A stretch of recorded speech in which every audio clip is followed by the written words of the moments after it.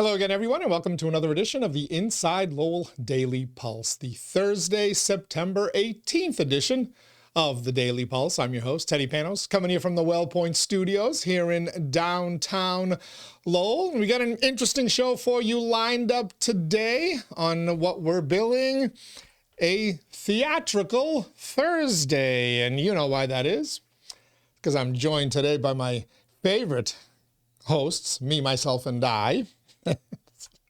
Which means you have to deal with me all on my own, talking to you for, 30 minutes, 40 minutes, whatever that time is, and no doubt ticking a few of you off. But it's an important conversation. I think it's one that we need to have. I've been wanting to have it for the better part of a week in the aftermath of the Charlie Kirk assassination and our society once again going to its respective corners and getting divided and angry. And I want to talk a little bit about some of the fallout from the situation, not to relive the assassination itself and those details. Those will play out over the next several weeks, months, and probably years. But there was an interesting development yesterday as one of the bastions of late night TV, or should I say another one of the bastions of late night TV, found out that you probably shouldn't say stupid things, and you probably shouldn't lie to your audience either, because there are consequences despite free speech protections. So we're going to talk about that. We're also going to talk about an interesting move by Governor Maura Healey last week and what it tells us about an existential threat, I put that in quotes, existential threat to the Commonwealth and to the world. First, let's thank our Daily Pulse sponsors. You know about Ray Booten, right? Licensed realtor in Massachusetts and New Hampshire, certified appraiser in Massachusetts and New Hampshire as well. So if you're looking to buy or sell a home, a business, or a commercial property, you need to get in touch with Ray today. Find him online, realestaterayBooten.com. That's realestaterayBooten.com. And if you do get in touch with him today, you're going to find out about a great commercial opportunity that he just listed, a waterfront commercial property, a well-known establishment in the town of Dracut, right on the lake. You'll see it on our Facebook page as well. We've put some photos up there, but check that one out. You'll want to talk to Ray if you're interested in some commercial property and perhaps even owning your own business. So check them out, realestaterayBooten.com. Thanks as well to WellPoint, the only health plan offering healthcare benefits exclusively to Massachusetts GIC members. At WellPoint, your whole health is their whole point. Thank you to Ray. Thanks to WellPoint. We'll thank our other sponsors in a little bit, but let's get right down to it. If you missed the headline last week, and chances are you did, as the national issues and in particular the Charlie Kirk assassination took over, but Maura Healey made a fascinating move here in the Bay State of Massachusetts. Did so in the name of solving the housing crisis in Massachusetts, or helping to solve the housing crisis in Massachusetts, but did so while basically, abandoning another crisis in Massachusetts and everywhere, an existential crisis, dare I say. What the hell am I talking about?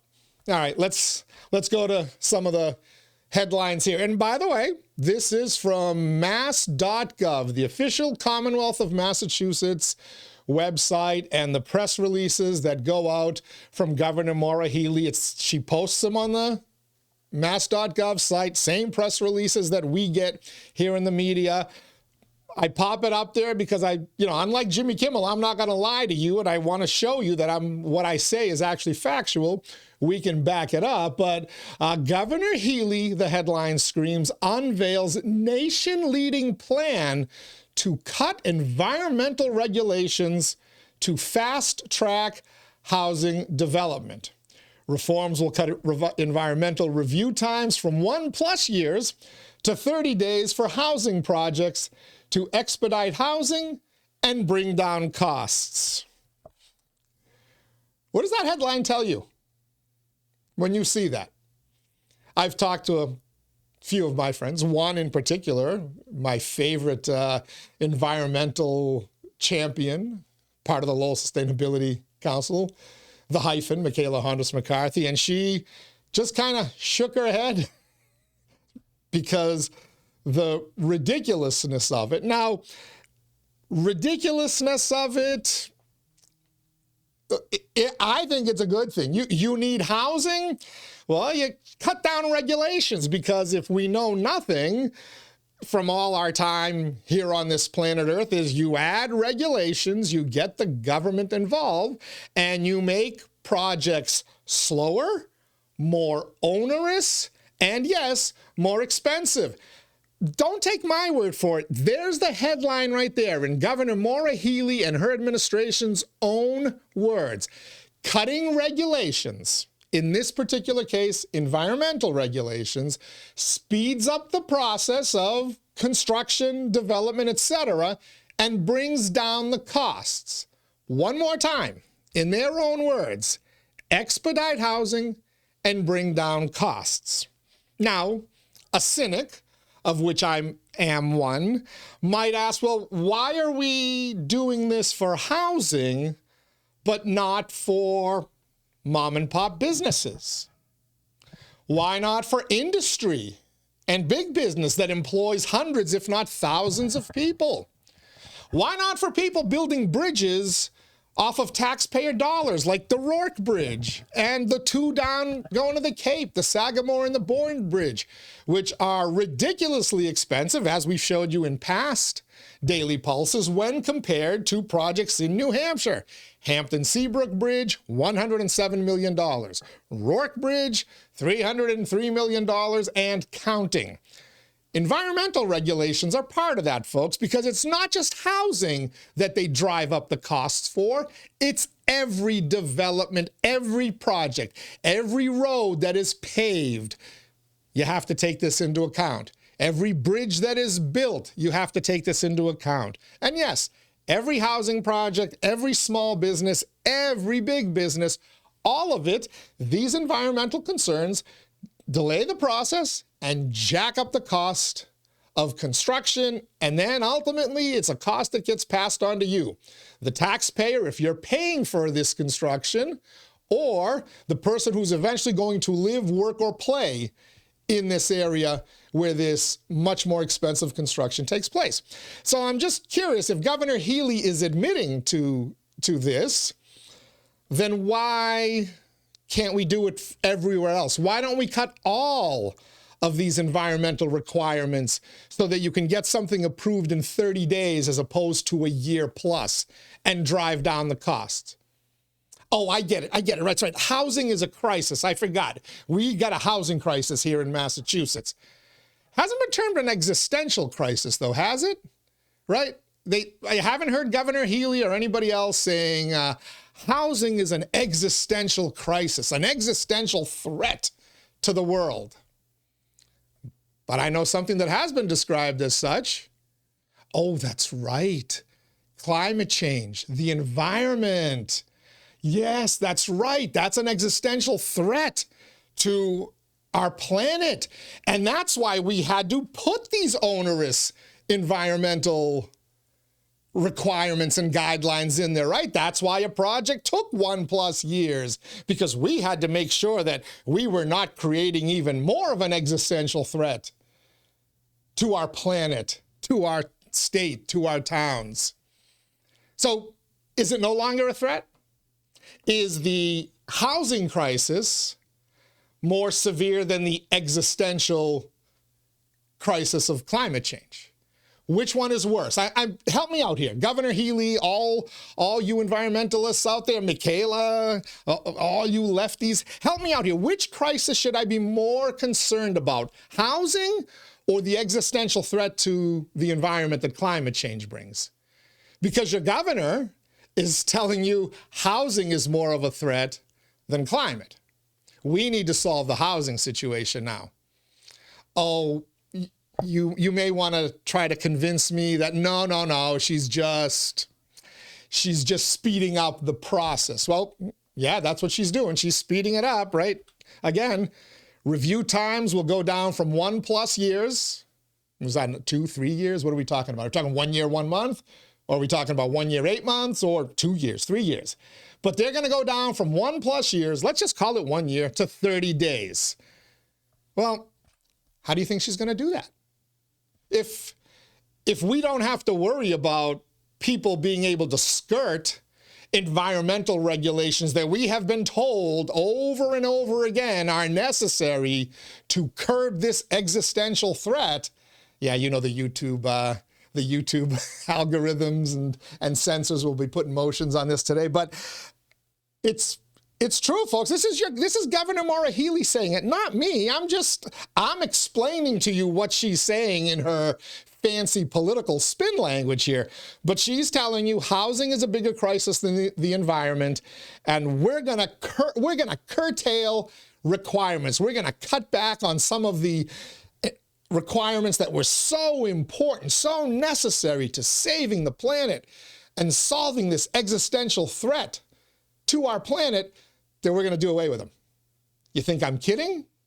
Well, let's go back to the meat of the governor's press release here, and I've even done a little work for you here in highlighting this, but you see that third paragraph. This is a quote from Governor Healey. It's our job to make sure government moves at the speed of business, and cutting these regulations will reduce review times from more than a year to 30 days and supercharge the building of homes across Massachusetts, Healey said in a statement. I bring your attention back to the highlighted portion. Cutting these regulations. Somebody tried to tell me, well, maybe she's not cutting the regulations. She's just speeding up the time frame, to which I asked, well, what's the best way to speed up a time frame? If you want to get from point A to B, if you have a head start, if you start at A+, you can get to B really quickly. If you skip a couple of the steps, right? It's like giving somebody a head start in a race. They can get to the finish line quicker than you can if you start well ahead of the game than you do behind the game. So Governor Healey's telling you, we're going to cut these regulations, which begs the question, how necessary were these regulations to begin with? Were they really necessary? Or were they feel-good regulations that unnecessarily placed an onerous burden, a more time-consuming, a more expensive burden on people who were trying to build homes, businesses, roads, bridges, anything? She's telling you this right there. Look, here's some more from their press release. If the projects do pass muster, developers can file a shorter environmental notification form rather than a detailed environmental impact report. Oh, so we're cutting out environmental impact reports. I get it. Of course that's going to speed up the process. If you have to do a detailed environmental impact report, anyone who's tried to do a development project knows how time-consuming and expensive this is. She's just going to give you a different form to fill out. Now, what is this form going to look like? We don't know, other than the fact that it's going to be shorter, and it's not going to be all that detailed, because notice she said detailed environmental impact report as opposed to shorter environmental notification. She's cutting out the steps. By the way, I applaud Governor Healey for doing this. This is the smart move. You need to create housing. Yeah, well, let's stop making it so expensive and so time-consuming to create this housing. It's a good move. It's the right move. I'm going to praise Governor Healey for that. But I'm going to question her, why won't you do it for jobs? Because these people you want to house, these people you've let pour into your state, they need to work somewhere. So why don't we make the same adjustments to the environmental impact reports and the timeframes? Let's make those same adjustments to other projects. Mom and pop stores, mom and pop properties. Big industry, big business that employs hundreds, if not thousands of people. Let's do it to the public works projects and not take so much money from the taxpayers. She told you it cuts costs, so why don't we save the taxpayers some money and not have all of these requirements for other projects that aren't really necessary? Because if they were necessary, and this is the point that I want to drive home, if they were necessary, she wouldn't be cutting them for housing. If the climate crisis was such an existential threat, as opposed to maybe a threat, as opposed to maybe a nuisance, whatever, she wouldn't be skipping that step, would she? Or maybe she is. Maybe the governor's telling you, lefties, greenies, environmentalists out there, yeah, you, Michaela, because I know you watch. You don't just appear on the Daily Pulse, but you watch. But maybe she's telling you, I don't care as much about your movement as I do about housing developers. You know, she knows a few developers, doesn't she, right? John Fish out there at Suffolk. I mean, she bends over backwards for him, gave him and his friends a nice little contract to manage the service stations along your highways and the Mass Pike, right? So she's willing to take care of her housing development friends, but she's cutting you guys loose, environmentalists. It's the same thing I told you back when we were talking about data centers and all this stuff, and in Lowell, the Markley Group. They're going to abandon the environmental movement because they have other priorities, AI being a big one, a national one, a global one. But here in Massachusetts, clearly, housing is a bigger priority for Governor Maura Healey than the environment. If it wasn't, she wouldn't be doing this. But clearly, she thinks housing is a bigger threat. By the way, I happen to agree. I'm not sure how much of a threat housing is, but if it is a threat, I think it's more important than the existential crisis of climate change. And when I say existential, I say it with full sarcasm and whatnot. I mean, why are we soaking taxpayers so Barack Obama's Martha's Vineyard mansion can, stay above water if it's really in threat of going underwater? Or John Fish's properties on the waterfront in Boston, right, on the coast. Do you see it yet?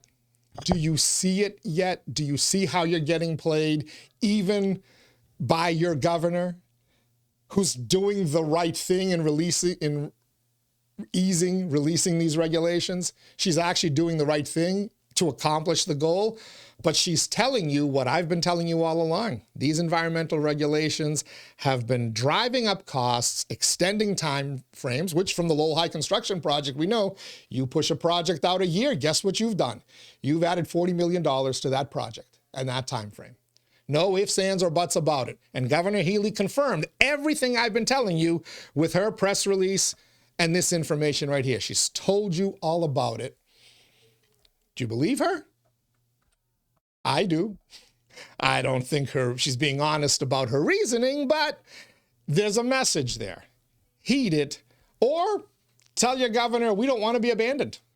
We don't want to be abandoned. If you're an environmentalist, we don't want to be abandoned for your housing crisis and is it a giveaway to developers, or is it an easing of the burden and the costs? Yeah, you betcha it is. It 100% is. You're tuned into the Inside Lowell Daily Pulse, the show that keeps its finger on the pulse of Lowell and the world around it. I'm your host, Teddy Panos, coming to you on this Thursday, September 18th, 2025. It's a theatrical Thursday, and we'll return to the theatrics, not about Maura Healey, but the theatrics playing out across our country since the assassination of Charlie Kirk last week. First, let's thank our Daily Pulse sponsors. We've already told you about Ray Booten. You want to check him out right now, realestaterayBooten.com. He's got a brand new commercial listing in Dracut, lakefront property. Check it out. Find him, realestaterayBooten.com. Thanks as well to WellPoint. At WellPoint, your whole health is their whole point. Thank you to Washington Savings Bank, banking that goes the extra mile. Make the switch now to Washington Savings Bank. TMI Properties, TMI Cares, developing and managing their own properties for over 30 years. Experience the quality, the care, and the value of making TMI the choice for your home. Mahoney Oil, providing warmth and protection to Greater Lowell, Southern New Hampshire, and more importantly, to generations of families since 1925. The Greater Lowell Community Foundation, improving the quality of life through strategic, impactful philanthropy. And of course, by Francis E. Preventure Insurance, the agency Greater Lowell has counted on to protect its most valuable assets since 1982. Thank you again to all of our sponsors. All right. I've been wanting to talk a little bit about the Charlie Kirk fallout, but between different shows that we had pre-booked and stuff, I never got around to it. And quite frankly, there's so much talk about it that, there's plenty of other forums where you guys can battle it out, as you've been doing on your national news shows, on your local shows, on your social media accounts, on the podcast you listen to. But I do want to use the fallout from the Charlie Kirk situation to talk a little bit about freedom of speech. Because if you're paying attention to the political battle that's developing now, it's over freedom of speech. Because a new group of people suddenly care about freedom of speech. They didn't care when in 2021, I and others like me were being silenced, having our Twitter messages, our Facebook messages taken down, suppressed, when we get warning labels on our YouTube videos like this one will probably get because I dared utter the words climate change. And YouTube has got to put out their little label on that. Nobody cared about freedom of speech then. When Joe Biden and his administration were, and this is all documented, folks, if you don't believe me, I'll produce the emails for you that have now been discovered and revealed through the Freedom of Information Act requests and from government investigations. They were going around to Zuckerberg and Musk. Well, it wasn't Musk at the time. He didn't own Twitter. Now you know why they hate Musk so much, right? It wasn't Doge. It was because he allows free speech and he's not censoring people. Real free speech, not the kind that politicians on each side will try to champion until they want to shut people up. But so this is a national debate. You're hearing it over and over again. Watch MSNBC, watch CNN. Freedom of speech has become a big issue. And even, Senate Democratic leader Chuck Schumer really upset about Donald Trump's efforts to suppress free speech. I'm upset about it too. I don't think we should suppress free speech. Any effort on the part of the government to suppress free speech, to force private industry, be it me in a little rinky-dink podcast or ABC Network News or whoever,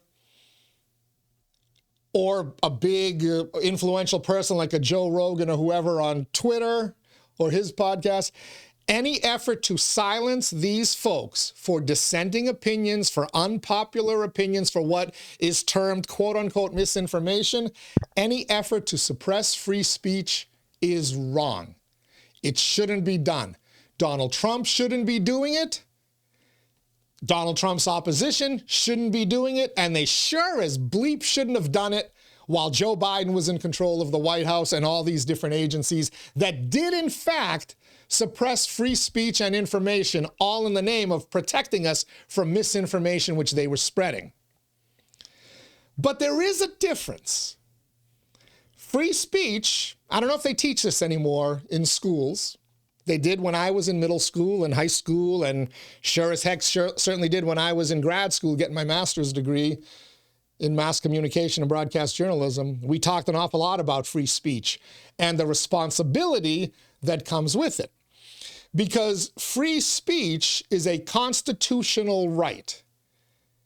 First, by the way, the freedom of speech is number one in the Constitution, the First Amendment, the first article, I should say.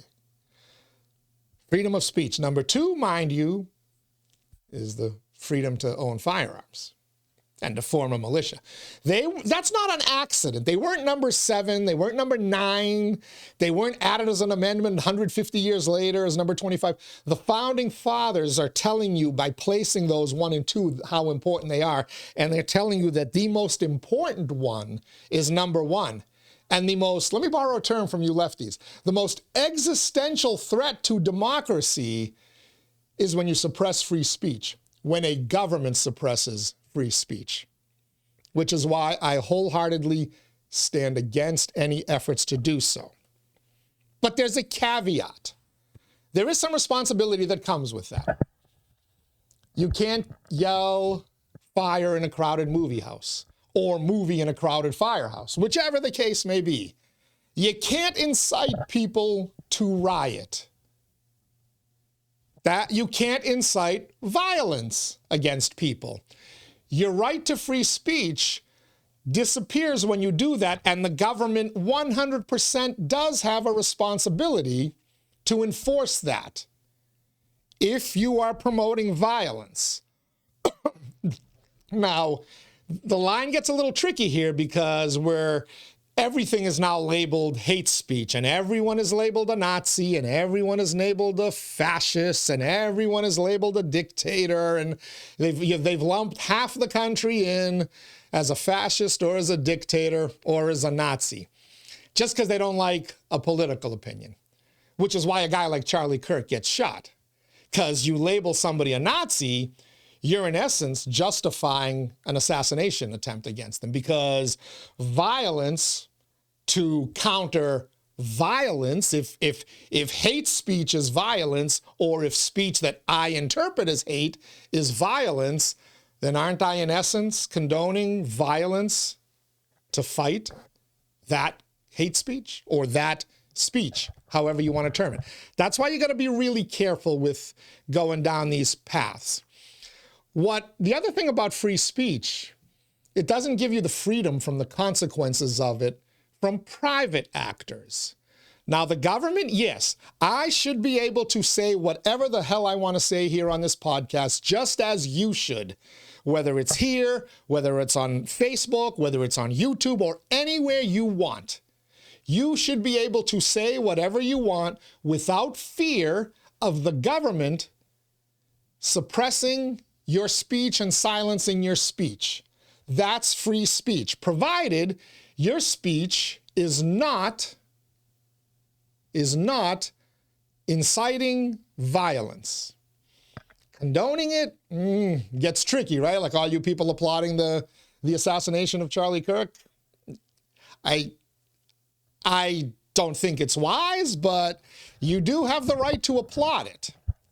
What you don't have the right to do is keep your job if your boss doesn't think your speech is what he wants representing his or her company. See the difference there? The government shouldn't suppress you and shouldn't push private industry to suppress you. But the government sure as hell can get in when you're inciting violence, and your boss 100% has the right to fire you. Just like ABC in essence did to Jimmy Kimmel. Oh, they suspended his show indefinitely, but make no mistake, Jimmy Kimmel is gone. Just like Stephen Colbert will be gone from CBS. And you all lost your mind, right? Because their speech is being suppressed. Donald Trump is forcing their bosses to fire them. I don't think Donald Trump is forcing their bosses to fire them. He's certainly applauding it and recommending it, but I don't think he's got government people behind the scenes saying, do this or else. If he does, then that needs to be acted on, and I'll be the first person to speak out against it. If you show me proof that Donald Trump had CBS fire Stephen Colbert or ABC fire Jimmy Kimmel, I'll be right there championing along with you for free speech, because the government shouldn't be involved. But if ABC wants to fire Jimmy Kimmel because they don't think it's good for their business to have this moron going on national TV this past Monday night, barely 4 days after Charlie Kirk was gunned down in public, and almost like laughing about it, but besides laughing about it, spreading lies, which we'll talk about in a quick second,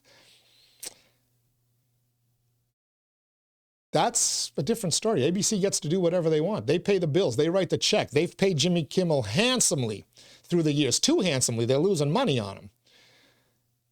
Quite frankly, I think they were looking for a reason to can him. They wanted to get out from under his contract. And boy, did the moron give them one, right? Boy, did the moron give them one. He went out and he did a Monday night. He did a little stand-up bit. He was trying to dump on Trump, but he was also dumping on Charlie Kirk, which is kind of in poor taste. Can we wait till the body's buried? No, obviously not. Can we also not do it, not celebrate somebody's death regardless of what we think of them? Celebrating somebody's death kind of makes you an a-hole, doesn't it? You're broken. Jimmy Kimmel's broken. And he's not alone. Look around your social media. Look at how many people since last Wednesday have been celebrating this. Calling Kirk a piece of you-know-what. Either falsely putting out things he said or thinking they're really putting out things he said. Whatever the case may be, there's been a bunch of people celebrating him. Not just late-night comedians or people who think they're comedians. Not just politicians. Teachers are doing it. They're doing it in your classrooms. Probably doing it in your kid's elementary classroom. Or if not in the classroom, they're certainly doing it on social media. They're getting fired left and right, even in Massachusetts. Teachers, doctors, surgeons, people who are supposed to educate us or save us, heal us. They're celebrating the death of a human being, a public execution, no less. Are you people stupid? Are you that broken? Did Donald Trump break you that badly that you've come to the point of publicly celebrating?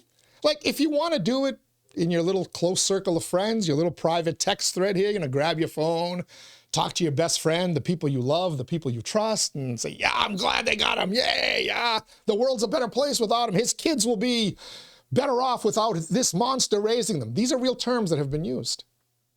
And these examples have been cited all over social media. These are what teachers are saying. These are what doctors are saying. And yeah, politicians are saying it too.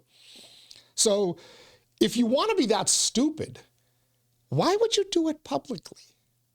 Why would Jimmy Kimmel not just talk to Stephen Colbert and say this quietly? Why would he have to go air it on his network show where everybody can see it?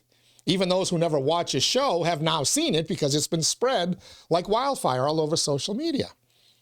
Why are these teachers going to their Facebook accounts or their TikToks or Instagrams and celebrating?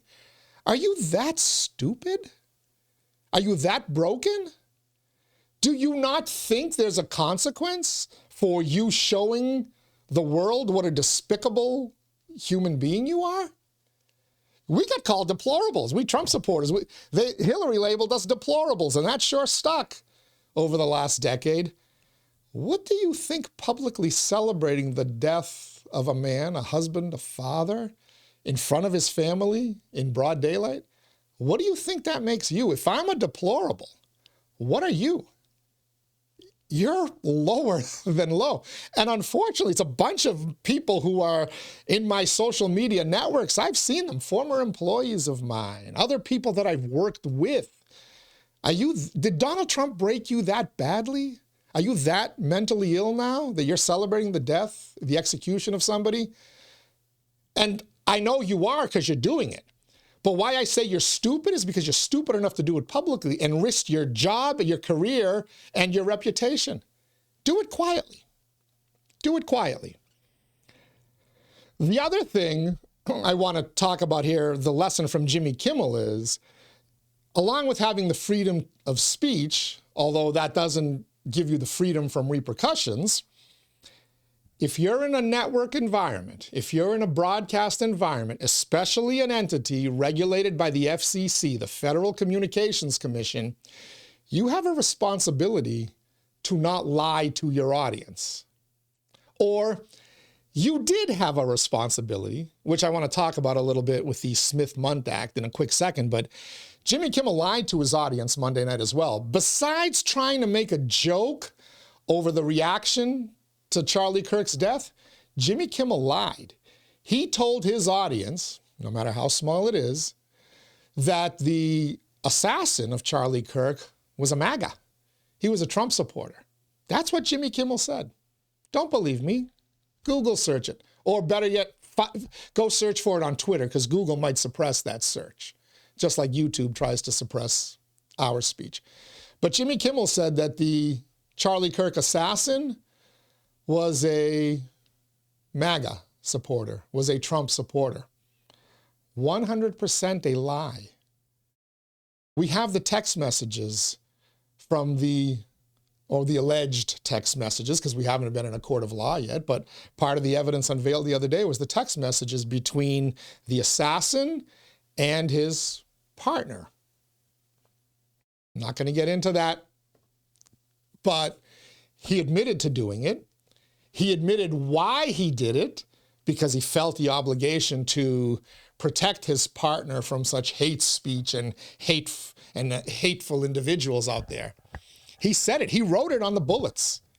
He wrote it on the bullets that he was going to fire or already fired. Take this, fascist. All these other messages he put on there. By the way, again, if you're going to go assassinate somebody, why are you going to leave evidence on the bullet? Again, are you that stupid? Are you that broken? The answer is yes. But Jimmy Kimmel lied to his audience, which is another reason why ABC fired him. Because ABC just paid $16 million to Donald Trump because George Stephanopoulos lied to his audience about Trump. Just like CBS and 60 Minutes had to pay a ridiculous sum to Donald Trump because they edited a Kamala Harris interview in the middle of a presidential campaign. In other words, they lied to their audience about what Kamala Harris said to affect a certain political result. And you have an obligation as a broadcast entity, an FTC entity. I don't know if that applies to podcasts or other forms of media, but any radio or television license has a responsibility and a legal obligation. And Jimmy Kimmel broke it, and the execs at ABC, fresh off giving Donald Trump 16 million reasons to crow, don't want to give more out. Just like the New York Times is about to, because they too slandered Donald Trump regarding the Jeffrey Epstein stuff, and they're now facing $1 billion+ suit. They're going to get taken to the cleaners. They're going to settle because they don't want discovery. So they're going to give Donald Trump some more money as well. Now, why do all these entities suddenly feel the need to lie and not have any fear of repercussions? After World War II, the United States government feared being accused of using propaganda against its own citizens. So they created passed something called the Smith-Mundt, M-U-N-D-T Act, Smith-Mundt Act. Look it up yourself if you want to learn more about it, but why it was passed. But it was passed so that agencies in the U.S. government, which were putting propaganda out in foreign countries, in Europe, in Asia, wherever, as we were battling communism and we were trying to stem the tide of communism in World War II, but also trying to combat things that were going on in Europe during World War II, leading up to it and whatnot. They wanted agencies like the Voice of America. Does this sound familiar? The agency Donald Trump just cut their funding? Yeah. They didn't want the Voice of America and other agencies to, quote, they wanted to keep them from, quote, propagandizing the American public. In other words, they didn't want this propaganda to be used over American broadcast airwaves. Over the decades since World War II, the domestic ban was enforced in varying ways. For instance, in the 1990s, the U.S. Information Agency, the USIA, blocked its own government employees from sharing links to VOA, Voice of America websites with U.S. citizens. So get this for a second now. We were sending out propaganda that we didn't want our own people to know. What does that tell you about the propaganda our government was sending out under the guise of combating communism and dictatorships and authoritarianism around the planet? We did some pretty bad stuff. Our swamp did some pretty bad things in the ensuing years. However, in 2013, Congress, under prodding from President Barack Obama, abolished the ban on domestic dissemination of this information through an amendment to the National Defense Authorization Act, the NDAA.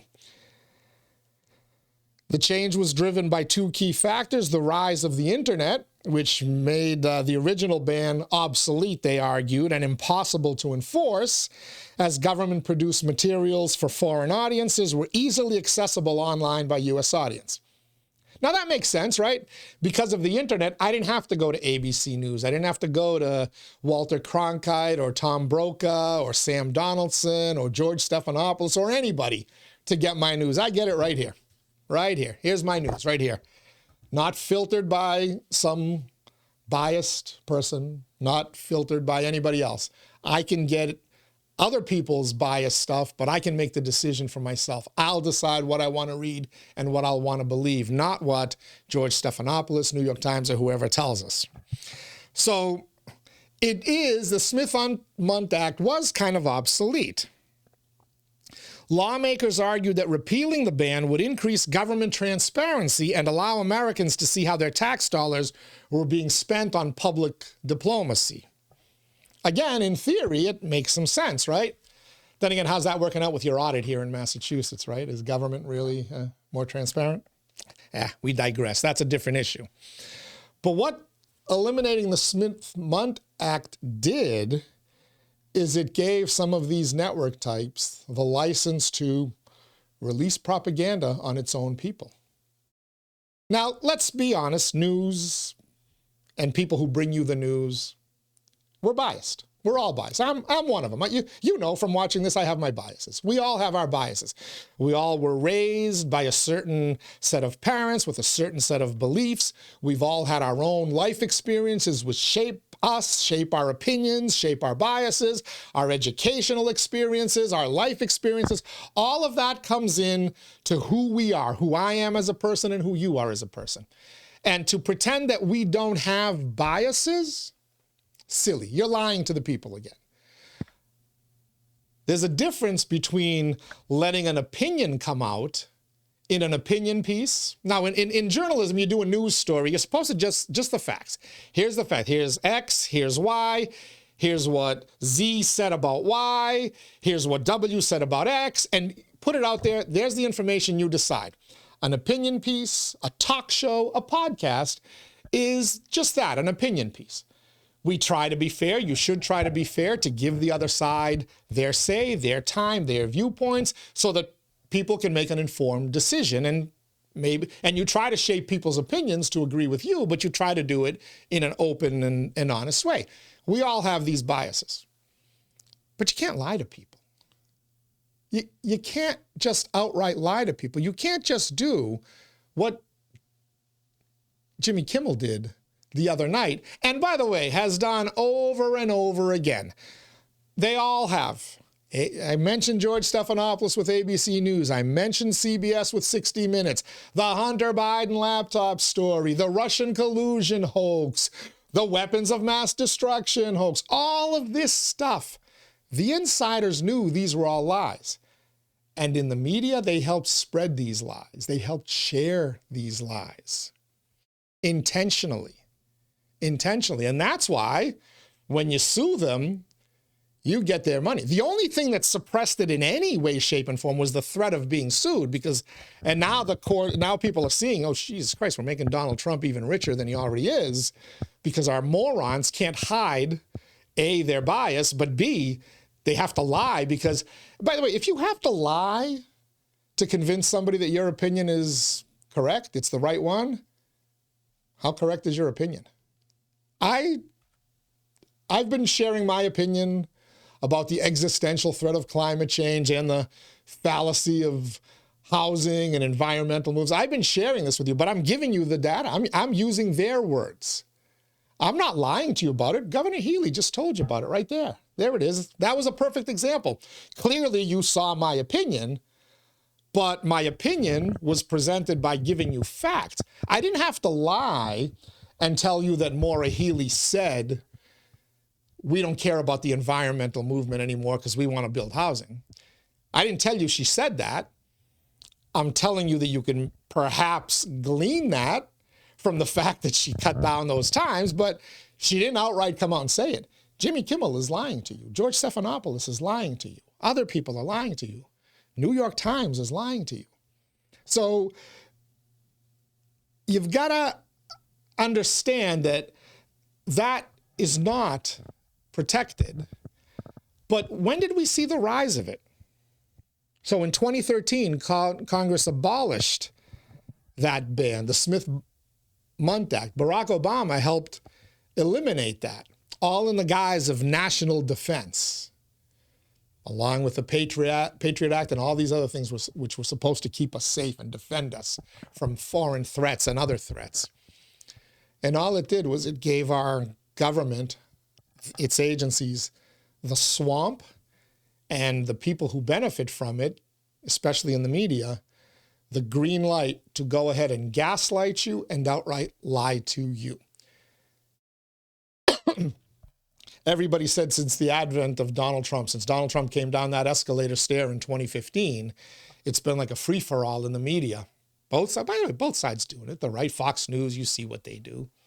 They haven't been, they've lost their suit to the Dominion election machine company, or whatever that election machine company was.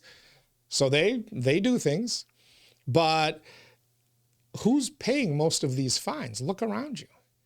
It's these entities that are lying to you. And they started doing it specifically to combat the existential threat of Donald Trump and the threat to democracy. And it happened to coincide perfectly with the elimination 2 to 3 years earlier of the Smith-Mundt Act and the lying. So there's a movement. Why did I bring this up today? Well, partially to explain to you why Jimmy Kimmel's a moron and why, even though you may not like him getting fired, he got what was coming to him because he was too stupid to not openly celebrate and not openly lie. But Donald Trump himself is now proposing bringing back the Smith-Mundt Act. And it's got a lot of legs in conservative circles, in the United States Congress and the United States Senate. Should probably have a lot of legs on the Democratic side of the aisle in both of those institutions as well. We shouldn't want our media lying to us or propagandizing us. I know the left doesn't want it now because it's Donald Trump who controls the government entities that can do this to you. So suddenly they have an interest in free speech, right? That's why Chuck Schumer was out there railing against it yesterday, right? Because he's worried about what Donald Trump is going to do without the checks and balances of the Smith-Mundt Act. But to his credit, Donald Trump says, yeah, we want to put it back in. We should reauthorize these types of steps, put them back into law. Except Donald Trump doesn't want to call it the Smith-Mundt Act. You know what Donald Trump wants to call it? You got it. The Charlie Kirk Act. Which will naturally, A, because Donald Trump proposed it, and B, because it's going to be named the Charlie Kirk Act, instinctively, the Democrats and the leftists are going to recoil in horror. And the freedom of speech that they so desperately want to protect for Jimmy Kimmel and Stephen Colbert and everybody else, when it's Donald Trump threatening to take it away from them, suddenly they're going to be opposed to the Smith-Mundt Act and the prohibition against lying and propagandizing by your government. So they're going to basically tell you, we're okay with people lying to you. We're okay with media entities lying to you. And that's why we want to protect their freedom of speech. If I didn't know better, I'd swear Donald Trump boxed them beautifully into this corner. Maybe Pam Bondi helped a little bit as the AG with some of the stuff she said last week. But they've now kind of got the left and the Democrats in a little bit of a box. They're protecting free speech, which is what we all want, even though for the last 5 years, they certainly cared nothing about free speech when it came to my free speech and other people's free speech. But he's also put them now in a spot where, are they okay with propaganda? Are they okay with FCC licensed broadcast networks, TV and radio, lying without consequence? It's an interesting little dilemma. And it's where we wrap up our show today, our theatrical Thursday edition of the Daily Pulse. Thank you for joining us. Tomorrow, we've got the Daily Pulse Live. Tomorrow's Friday, so you know what that means. Let's get rid of this little screen here, and let's pop up this one. Oops, wrong one. Hold on a second. That one's coming next. It's the Daily Pulse Live. Each and every Friday, we bring you the show that keeps its finger on the pulse of Lowell and the world around it, live at 10 a.m. We'll be joined by the fabulous Lindsay tomorrow and by my side chick, Leslie Boder. She'll be here with us. And of course, you're invited to participate as well. I'm giving you the freedom of speech, and exercise that freedom of speech where else but, nope, wrong thing. I'm awful with these graphics, by the way. There you go. The Shaw Farm Pulse Line, 978-PULSE-IN, 978-785-7346. That's the text line. Send us in your messages during the show. You can send in messages based on today's discussion, any other Daily Pulse episodes we've done, or whatever we're going to talk about tomorrow on the Friday edition of the Daily Pulse Line. So till then, everybody stay safe. Enjoy it. It's turned into a pretty nice day outside our WellPoint studios here in Lowell and the greater Lowell area. And I'll see you on the other side.